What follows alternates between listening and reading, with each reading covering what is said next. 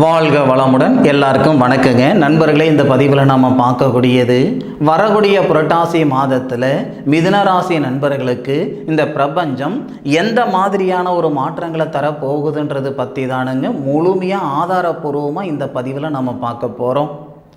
புரட்டாசி மாதம் 1ஆம் தேதி செவ்வாய்க்கிழமை அதிகாலை யமனீஸ்வரர் அவதரித்த நட்சத்திரமான சதயம் நட்சத்திரத்தில் 3வது பாதத்தில் 315 டிகிரி கும்ப ராசியில் கன்னியா லக்னத்தில் தானுங்க இந்த மாதம் பிறக்கப்படுது. அப்படி பிறக்கப்படக்கூடிய புரட்டாசி மாதம் மிதுன ராசி நண்பர்களுக்கு சாதகமான பலன்களை கொடுக்க போகுதா அல்லது பாதகமான பலன்களை கொடுக்க போகுதான்றது பற்றி தானுங்க ஆதாரபூர்வமாக நம்ம பார்க்க போகிறோம். மாத தொடக்கத்தில் புதன் மிதுன ராசியாதிபதி புதனும் மிதுன ராசிக்கு 3வது பாவகத்துக்கு அதிபதின்னு சொல்லக்கூடிய தக்ரியஸ்தானாதிபதி சூரிய பகவானும் கிரக பரிவர்த்தனை செய்திருக்கிறதே மிகப்பெரிய ஒரு யோகம், மிகப்பெரிய ஒரு பிராத்தம். இந்த பிராத்தம் மீண்டும் நமக்கு வர்றதுக்கு 12 வருஷம் ஆகும். எதனால் அந்த 12 வருஷம் ஆகும் அப்படின்னா, மிதுன ராசிக்கு மட்டுமே தக்ரியஸ்தானாதிபதி சூரிய பகவானாக வருவாருங்க. வேறு எந்த ராசி நண்பர்களுக்கும் தக்ரியஸ்தானாதிபதி சூரிய பகவானாக வரமாட்டார். அப்போது புதனும் சூரியனும் சூரிய பகவானுடைய வீட்டில் புதனுடைய வீட்டில் சூரிய பகவானும் கிரக பரிவர்த்தனை செய்திருந்து லாபஸ்தானாதிபதின்னு சொல்லக்கூடிய செவ்வாய் மிதுன ராசியில் புரட்டாசி மாதம் முழுவதும் இருந்து செவ்வாவுடைய பார்வை சூரிய பகவான் மேலே படுது. அதாவது லாபஸ்தானாதிபதின்னு சொல்லக்கூடிய செவ்வாய் தக்ரியஸ்தானாதிபதின்னு சொல்லக்கூடிய சூரிய பகவானையும் பார்க்குறாரு. 4வது பாவகன் சொல்லக்கூடிய அந்த சுபஸ்தானத்தையும் பார்க்குறாரு செவ்வாய். இதுவே மிகப்பெரிய ஒரு பிராத்தம். இதனால் நிறைய நல்ல விஷயங்கள் நடக்க போகுதுங்க. பல மாதமாக பல வருடமாக தடையாக தாமதமாக இருந்த செயல்கள் எல்லாமே இந்த மாதத்தில் நடக்க போகுதுங்க. நினச்சி கூட பார்க்க மாட்டோம், திடீர்னு இந்த நேரத்தில் நமக்கு நல்லது நடக்கிற மாதிரி ஒரு சூழ்நிலைகள் நிச்சயமாக ஏற்படும். அதுபோக தக்ரியஸ்தானாதிபதின்னு சொல்லக்கூடிய அந்த சூரியன் குரு பகவானுடைய பார்வையும் வாங்குறார். சூரிய பகவான் தானுங்க தக்ரியஸ்தானாதிபதி. அப்போ 4வது பாவகத்தில் புதனுடைய ஆதிக்கத்தில் பரிவர்த்தனையாக இருந்து குரு பகவானுடைய பார்வையும் செவ்வாவுடைய பார்வையும் அந்த இடத்துல நமக்கு குருமங்கள யோகம் ஏற்படுது. இந்த தருணத்தால் மிதுன ராசி நண்பர்களுக்கு உத்தியோக வளர்ச்சி நல்லா இருக்கும். பொருளாதாரத்தில் இருக்கிற சங்கடங்கள் சரியாகும். ஒரு சில நண்பர்களுக்கு மனை இந்த மாதிரி பிளான் பண்ணலாம். நான் வருஷ கணக்காக வீடு வாசல் வாங்கணும்னு ஆசைப்பட்டுட்டு இருக்கிறேனுங்க, முயற்சி பண்ணிகிட்டு இருக்கிறேனுங்க, நடக்கலை. வீடு வாசல் வாங்கணுனுங்க, ஆனால் அதில் சட்ட சிக்கல் இருக்குதுங்க, வழக்கு பிரச்சனை இருக்குதுங்க. இல்லை நான் வீடு வாசல் கட்டுறதுக்கு முயற்சி பண்ணுறேன், கடகால் போடுறேனுங்க, பூமி பூஜை போடுறேனுங்க, மேற்கொண்டு என்னால் செயல்படுத்த முடியல. மனை சார்ந்த விஷயங்கள் இருக்கிற சங்கடங்கள் எல்லாமே சரியாகிறதுக்கு உண்டான தருணத்தை இந்த பிரபஞ்சம் தரப்போகுது. என்னன்னா நம்ம ராசிக்கு 6வது பாவகத்துக்கு அதிபதின்னு சொல்லக்கூடியவர் தான் செவ்வாய். நமக்கு நெகட்டிவான விஷயங்கள் நடக்குதுன்னா அதுக்கு காரணம் நம்ம ராசிக்கு 6வது பாவகத்துக்கு அதிபதியோடைய நிலை. அப்பேற்பட்ட 6வது பாவகத்துக்கு அதிபதி நம்மளுடைய ராசியில் திருவாதிரை நட்சத்திரம் சொல்லக்கூடிய சிவபெருமான் அவதரித்த நட்சத்திரத்தில் இருந்து நம்மளுடைய ராசிக்கு 4வது பாவகத்தை பார்க்கக்கூடிய தருணம் பிரமாதமாக இருக்கும். மன ரீதியாக இருக்கிற சங்கடங்கள் சரியாகும். அதுபோக பொருளாதார ரீதியாக இருக்கிற சங்கடங்களும் சரியாகும். பொதுவாகவே மிதுன ராசி நண்பர்கள் மற்றவங்களுடைய வாழ்வாதாரத்துக்கு தான் காரணமாக இருப்பாங்களே தவிர, வாழ்க்கைக்கு தான் உறுதுணையாக இருப்பாங்களே தவிர, யாருடைய சங்கடத்துக்கும் இவங்க காரணமாக இருக்க மாட்டாங்க. அப்பேற்பட்ட நண்பர்களுக்கு இந்த பிரபஞ்சமாக பார்த்து கொடுக்கக்கூடிய ஒரு அற்புதமான தருணம் புரட்டாசி மாதம் 11ஆம் தேதியிலிருந்து புரட்டாசி மாதம் 24ஆம் தேதி வரைக்கும் 13 நாள் பிரமாதமாக இருக்கும். தக்ரியஸ்தானாதிபதின்னு சொல்லக்கூடிய சூரிய பகவானுடைய சாரத்தில் 11 நாள் இருப்பார். உத்தரம் நட்சத்திரம்னு சொல்லக்கூடிய சூரிய பகவானுடைய சாரம். அப்போது நமக்கு கிட்டத்தட்ட 150 டிகிரியிலிருந்து 161 டிகிரி வரைக்கும் வருவார். அப்போ 150 டிகிரியிலிருந்து 161 டிகிரி வரைக்கும் வராரு அப்படின்னா அந்த நேரத்தில் பெரிய மாற்றங்கள் நமக்கு வராது. எண்ணம் புத்தி சிந்தனை ஒரு நிலையாக இருக்கும். ஏன்னா தக்ரியஸ்தானாதிபதி சுய நட்சத்திரத்தில் 4வது பாவகத்தில் சுபஸ்தானத்தில் குருவுடைய பார்வையும் செவ்வாவுடைய பார்வையும் படுறதுனால காலையில் ஒரு புத்தி சாயந்தரம் ஒரு புத்தி எல்லாம் இருந்தால் இருக்குன்னு நான் சொல்லலைங்க. அப்படி ஒரு நேரத்தில் எடுக்கக்கூடிய முடிவு, ஒரு நேரத்தில் இருக்கக்கூடிய சிந்தனை, மறு நேரத்தில் இல்லை அப்படின்னா இந்த தருணத்தில் சரியாயிடும். எல்லாருக்கும் அப்படி இருக்க போகிறது இல்லைங்க, ஒரு சிலருக்கு அப்படி இருக்கத்தானே செய்யுது. அப்போது அந்த அமைப்புகள் சரியாயிடும். புரட்டாசி மாதம் 11ஆம் தேதிக்கு மேற்கொண்டு மிதுன ராசிக்கு 2வது பாவகன் சொல்லக்கூடிய சந்திர பகவானுடைய நட்சத்திரத்தில் சூரிய பகவான் வரார். தனஸ்தானாதிபதி நட்சத்திரத்தில் தகிரியஸ்தானாதிபதி வரார். லாபஸ்தானாதிபதியும் பார்க்குறார். தகிரியஸ்தானாதிபதினு சொல்லக்கூடிய கிரகம் சூரிய பகவான் சுபஸ்தானத்தில் இருந்து லாபஸ்தானாதிபதியுடைய பார்வை வாங்கி தனஸ்தானாதிபதி நட்சத்திரத்தில் இருக்காரே, தொழில் ஸ்தானாதிபதினு சொல்லக்கூடிய குருவுடைய பார்வையை வாங்குறாரே, இது மிகப்பெரிய ஒரு பிராப்தம். அப்போ நமக்கு புரட்டாசி 11ஆம் தேதியிலிருந்து புரட்டாசி மாதம் 24ஆம் தேதி வரை கிட்டத்தட்ட 13 நாள் 161 டிகிரியில் இருக்கக்கூடிய சூரிய பகவான் கிட்டத்தட்ட 174 டிகிரி வரை வரக்கூடிய தருணத்தில் மிதுன ராசி நண்பர்களுக்கு 100% சாதகமாக இருக்கும். அதுதான் நாள் கணக்கு சொல்லிட்டேனுங்க. ஏன்னா டிகிரி வித்தியாசத்தில் நான் சொன்னேன்னா உங்களுக்கு பெருசாக உங்களுக்கு தெரியாது. புரட்டாசி மாதம் 11ஆம் தேதியிலிருந்து புரட்டாசி மாதம் 24ஆம் தேதி வரை இடையில வரக்கூடிய அந்த 13 நாள் சூரிய பகவான் அஸ்தம் நட்சத்திரம்னு சொல்லக்கூடிய சுதர்ஷ்னர் அவதரித்த நட்சத்திரத்தில் இந்த சூரிய பகவான் வருவார். பிரமாதமான ஒரு யோகமாக இருக்கும். நீண்ட நாள் நீங்கள் நினச்சிக்கிட்டு இருந்த செயல் இந்த நேரத்தில் செய்யலாம்.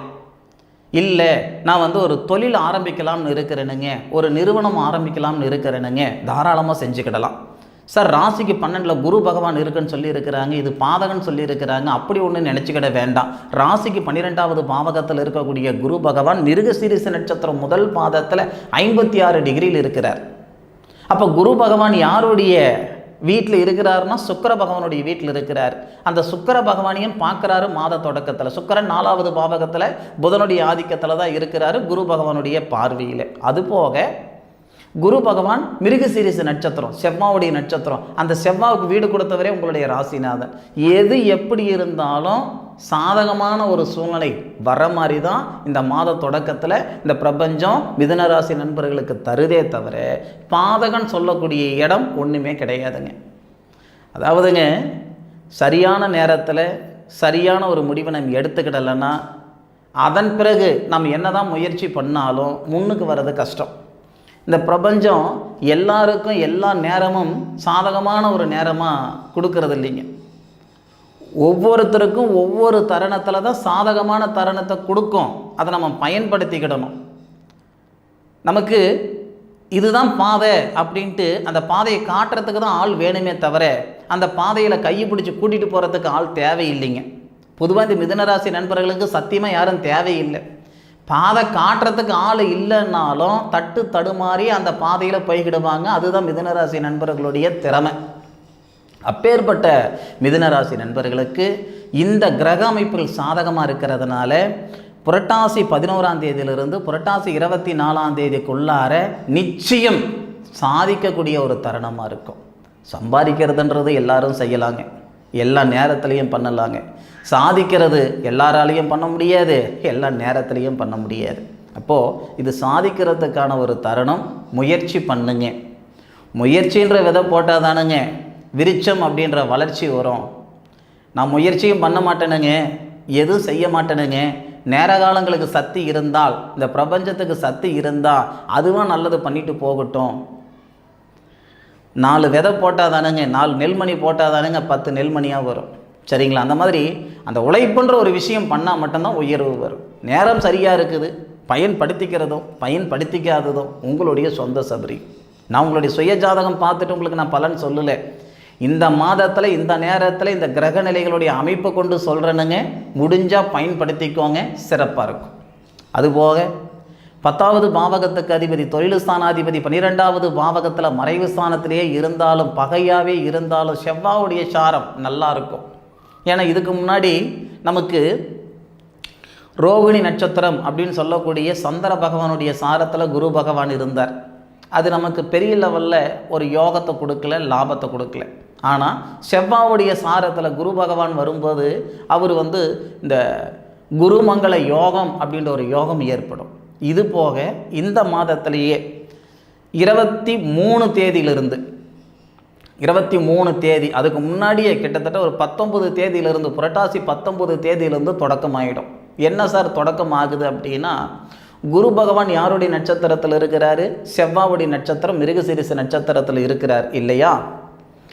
புரட்டாசி மாதம் 19ஆம் தேதிக்கு மேலே இந்த செவ்வாய் இருக்கிறார் இல்லைங்களா, உங்களுடைய ராசியில் சஞ்சாரிக்கிறாரே, அவர் புனர்பூச நட்சத்திரத்தில் வருவார். இப்போ திருவாதிரை நட்சத்திரத்தில் கிட்டத்தட்ட 72 டிகிரியில் 2வது பாதத்தில் இருக்கிறவர் 19ஆம் தேதிக்கு மேற்கொண்டு புனர்பூச நட்சத்திரம் குரு பகவானுடைய நட்சத்திரத்துக்கு வருவார். ஏற்கனவே குரு பகவானுக்கு செவ்வாய் நட்சத்திரம் கொடுத்துருக்கிறார். அப்போது செவ்வாவுக்கு குரு பகவான் நட்சத்திரம் கொடுக்கும்போது செவ்வாவும் குருவும் நட்சத்திர பரிவர்த்தனை செய்திருப்பாங்க. செவ்வாவும் குருவும் உங்களுடைய ராசிக்கு 4வது பாவகத்தை பார்ப்பாங்க. இதை விட ஒரு நல்ல நேரம் வரணும் அப்படின்னா யோசனை பண்ணி பாருங்கள். மீண்டும் இந்த மாதிரி பிரார்த்தம் உங்களுக்கு வரணும்னா 12 வருஷம் ஆகும். என்ன கேட்டால் புரட்டாசி மாதம் 11ஆம் தேதியிலிருந்தே உங்களுக்கு சாதகமான நேரம் தானங்க. புரட்டாசி 11ஆம் தேதி வரைக்கும் பெரிய வித்தியாசம் தெரியாது உங்களுக்கு. இன்றைக்கி இருக்கிற மாதிரி தான் அன்னைக்கு இருக்குமே தவிர பெரிய மாற்றங்கள் கண்டிப்பாக வராது. அதாவது மாட்டுக்கு பல்லு முக்கியம்னா மனுஷனுக்கு சொல்லு முக்கியம்னு சொல்லுவாங்க. இந்த வார்த்தை இப்போ சொல்லக்கூடிய பலன்கள் உங்களுக்கு நடக்கலைன்னா அடுத்த மாதம் நீங்கள் பலன் பார்க்க மாட்டீங்க.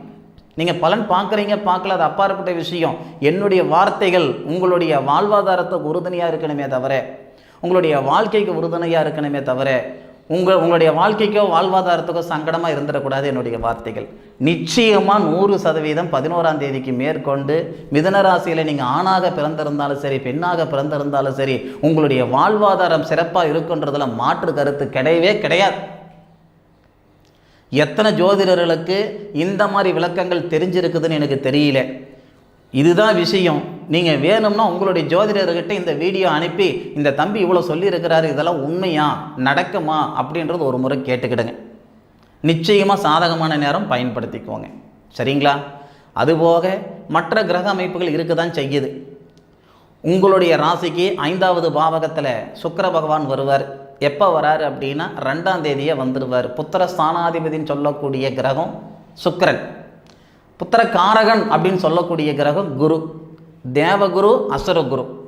அப்போது தேவகுருவுடைய வீட்டில் தேவகுரு அப்படின்னு சொல்லக்கூடியவர் குரு பகவான் அசுரகுருவுடைய வீட்டில் இருக்கிறார். அதே மாதிரி அந்த அசுரகுருன்னு சொல்லக்கூடிய சுக்கிர பகவான் ஆட்சி நிலையில் வருவார். புத்திர வளர்ச்சிகளும் இந்த மாதத்தில் மிதுன ராசியில் பிறந்த நண்பர்களுக்கு ஏற்படும். சார் பார்க்காத வைத்தியம் இல்லை சார், போகாத கோவில் குளம் இல்லை சார், இது வரைக்கும் எங்களுக்கு ஒரு நல்லது நடக்கலை, யார் என்னென்ன சொன்னாங்களோ எல்லாமே நாங்கள் செஞ்சு போட்டோங்க, ஒரு நல்லதும் நடக்கலை அப்படின்ட்டு வருத்தப்பட்டு இருக்கிற மிதுன ராசியில் பிறந்த நண்பர்களுக்கு புத்திர வளர்ச்சி இந்த மாதத்தில் ஏற்படுறதுக்கான வாய்ப்புகள் உண்டு. புரட்டாசி 2ஆம் தேதியிலிருந்து. அதே மாதிரி நம்மளுடைய ராசியாதிபதினு சொல்லக்கூடிய புதன் 7ஆம் தேதி நம்மளுடைய ராசிக்கு 4வது பாவகத்தில் ஆட்சி உச்சம் பெறுவார். மிதுன ராசி நண்பர்களுக்கு மட்டும்தான் சுபஸ்தானாதிபதி சுபஸ்தானத்தில் ஆட்சியும் உச்சமும் பெறக்கூடிய ஒரு தருணம். மீண்டும் இந்த அமைப்பு வர்றதுக்கு 1 வருஷம் ஆகும். சூரிய பகவானும் புதனும் உங்களுடைய ராசிக்கு 4வது பாவகத்தில் புதன் ஆட்சி உச்சமும் பெற்று சூரிய பகவானோட சேர்ந்து புதன் ஆதித்ய யோகமாக இருக்கும். புதன் ஆதித்ய யோகமாக இருக்கக்கூடிய 2 கிரகங்களும் தொழில் ஸ்தானாதிபதினு சொல்லக்கூடிய குரு பகவானுடைய பார்வை வாங்குவாங்க. தொழில் ஸ்தானாதிபதினு சொல்லக்கூடிய குரு பகவானுடைய வீட்டை பார்ப்பாங்க. அப்போ உங்கள் தொழில் ஸ்தானத்தை பார்க்குறாங்க. அப்போ நமக்கு 7ஆம் தேதியிலிருந்து ஒரு மாற்றம். அதனால தான் நான் முதலியே சொன்னேனுங்க, 11ஆம் தேதியிலிருந்து மிகப்பெரிய ஒரு செல்வாக்கு இந்த மிதுன ராசி நண்பர்களுக்கு இருக்குதுங்க, பயன்படுத்திக்கோங்கன்ட்டு. சரிங்களா? ஆனால் அதுக்கு விவரம் இப்போ நான் சொல்லிட்டேனுங்க. அதுக்கு என்ன ஒரு விளக்கம் அப்படின்றது இப்போ நான் சொல்லிட்டேன். 11ஆம் தேதியிலிருந்து நீங்கள் ஓடுறதுக்கு தயாராக இருங்க. சரிங்களா? உங்களுடைய வளர்ச்சி, உங்களுடைய உழைப்புக்கு தகுந்த உயர்வும் வாழ்க்கைக்கு ஏற்ற வளர்ச்சியும் கண்டிப்பாக வரும். அதில் மாற்று கருத்து இல்லை. நிச்சயமாக மிதுனராசி நண்பர்களுக்கு இந்த பலன்கள் கண்டிப்பாக பயனுள்ளதாக இருக்கும். இந்த பதிவு பயனுள்ளதாக இருக்கும் அப்படின்னு நான் நம்புகிறேனுங்க. நீண்ட நாள் நம்ம சேனலில் கிட்டத்தட்ட 1 மாத காலமாக வீடியோ பதிவு எதுவும் நம்ம கொடுக்காமல் இருந்தோம். எந்த பதிவும் நம்ம கொடுக்கல. உடல் திரேகம் உடம்பு சரியில்லாததுனால தான் உங்களுக்கு அந்த வீடியோ பதிவுகள் கொடுக்க முடியல. ஒரே நேரத்தில் 2 ஆப்ரேஷன் செய்கிற மாதிரி ஒரு சுச்சுவேஷன் ஆகிடுச்சு. இன்னும் இந்த வீக்கம் குறையில. இந்த இடத்துலையும் எனக்கு சர்ஜரி ஆகிருக்கு, அதுக்கப்புறம் உள்ளுக்கும் ஓப்பன் சர்ஜரி ஆகிருக்கு. அந்த ஒரே காரணம் தான் இது வரைக்கும் நம்ம சேனலில் வந்து மறுபடியும் வீடியோ கொடுக்காமல் இருந்தது. இதுக்கு மேற்கொண்டு முடிஞ்ச அளவுக்கு டெய்லி ஒரு வீடியோ அல்லது 2 வீடியோ கம்பல்சரி நான் பண்ணுறேனுங்க. சரி நண்பர்களே, மீண்டும் அடுத்த ஒரு அற்புதமான ஒரு தருணத்தில் உங்கள் அனைவரையும் சந்திக்கும் வரை உங்களிடமிருந்து விடைபெறுவது உங்கள் வீட்டு ஜோதிட நண்பனான மா காளிதாஸ் மணிகண்டன். திருச்சிற்றம்பலம். வாழ்க வையகம், வாழ்க வளமுடன்.